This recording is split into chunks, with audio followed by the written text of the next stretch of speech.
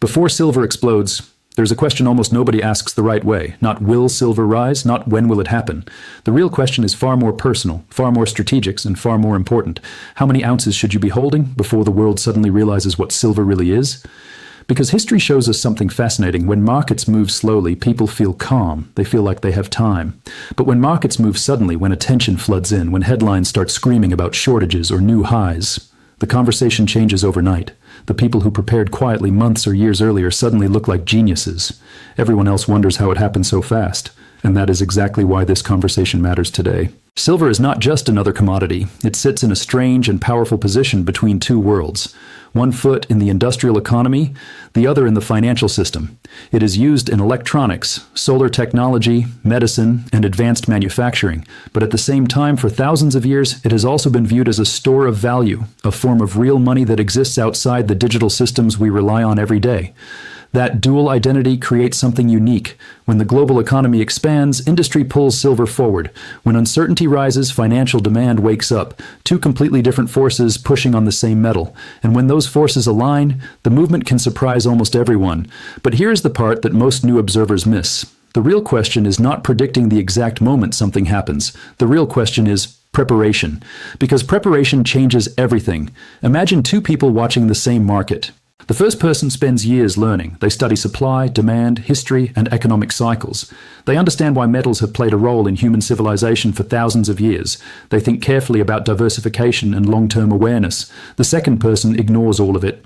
Until one day, a headline appears. Silver is suddenly trending. Prices are moving quickly. Social media is full of excitement. Both people are seeing the same event, but only one of them was ready for it. And that difference often comes down to a single idea: positioning before attention arrives. Think about it like standing on a quiet beach before a wave forms. When the ocean is calm, everything feels slow and predictable. But experienced surfers know something others don't.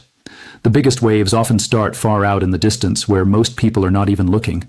By the time the wave reaches the shore, it's too late to prepare. Markets behave in a very similar way. Silver has gone through long, quiet periods throughout history. Years where the metal barely appears in headlines, years where public attention moves somewhere else, technology stocks, real estate, cryptocurrencies, or whatever the trend of the moment happens to be. But those quiet periods are often when the real story develops. Supply conditions change, industrial demand evolves, governments print more currency, debt levels rise, energy transitions create new uses for metals, technological innovation quietly increases demand. Most people never notice those shifts while they are happening. They only notice the result later. This is why experienced observers ask a different type of question. Instead of asking, what will the price be tomorrow, they ask, what role should real assets play in a long-term strategy? Because silver has always existed inside a larger financial ecosystem. Currencies rise and fall. Economic policies change. Markets move through cycles of expansion and contraction. But physical resources, things that require real labor, real mining, real energy to produce, operate under a different set of rules. They cannot simply be printed into existence. And that reality leads to one of the most interesting mental exercises any investor or observer can explore: thinking in ounces rather than prices.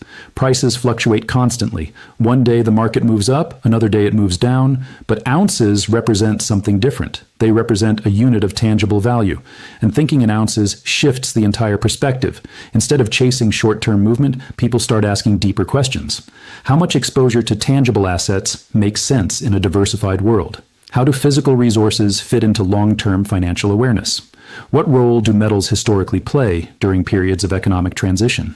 Those are strategic questions, not emotional ones. And when people begin thinking this way, something powerful happens. They stop reacting to noise. Markets are full of noise. Every day there are predictions, headlines, panic, excitement, and endless commentary about what might happen next. But real understanding comes from stepping back and observing the bigger picture. For example, silver's industrial role is expanding in ways many people don't realize. Renewable energy systems, electric vehicles, advanced electronics, medical technologies, many of these industries rely on silver's unique properties. At the same time, global monetary systems continue evolving. Governments experiment with digital currencies, central banks adjust interest rate policies, and economic uncertainty periodically returns to the global conversation. Two massive forces, industry and finance, both interacting with the same metal. This is why the title of this conversation matters so much. Before silver explodes, how many ounces should you be holding? Not because anyone can predict the exact timing of markets, but because thinking about preparation forces people to become students of economic history. If you study the past, you'll notice something remarkable. Every generation experiences moments when the financial world changes direction quickly. In the 1970s, precious metals became a global focus during inflationary pressure. In the early 2000s, metals again gained attention during periods of monetary expansion and financial uncertainty. And in each case, the majority of the public only arrived after the movement was already well underway. This pattern repeats again and again. Early awareness is quiet. Late awareness is loud. And understanding that difference can transform how people approach markets entirely.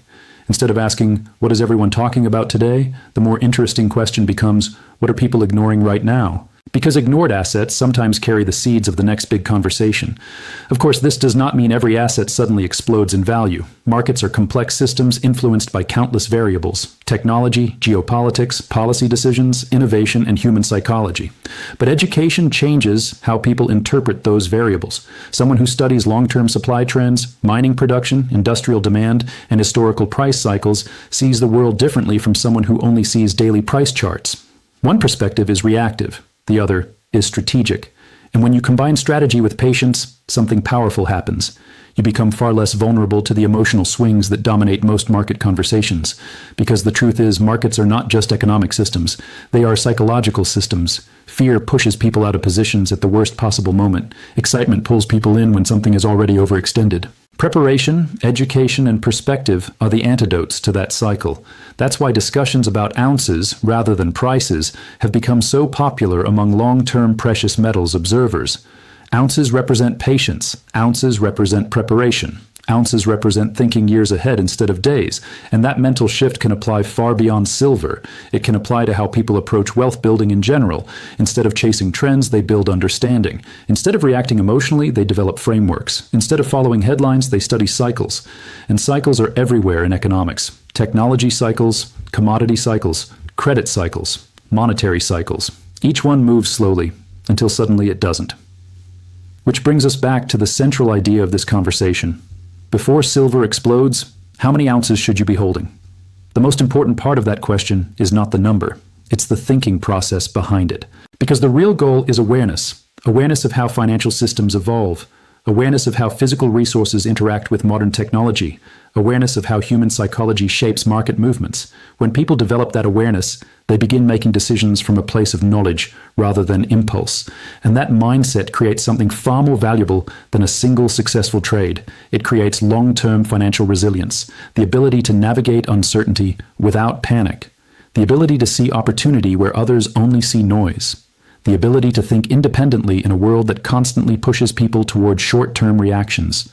Silver, like gold and other tangible assets, simply becomes one chapter in that larger story. A story about preparation, a story about patience, and a story about understanding the deeper mechanics of the world's economic systems. Because when the next major market shift arrives, and history tells us it always does, the people who prepared quietly will not be scrambling for answers. They will already understand the landscape. And that difference can feel almost invisible at first, until suddenly it isn't. If this perspective helped you think about markets in a new way, take a moment to like the video and subscribe to the channel. And in the comments, share your thoughts. When you think about silver and long-term awareness, do you focus on price movements, or do you think in ounces? Because sometimes the most powerful shift in investing isn't predicting the future. It's simply asking better questions before everyone else does.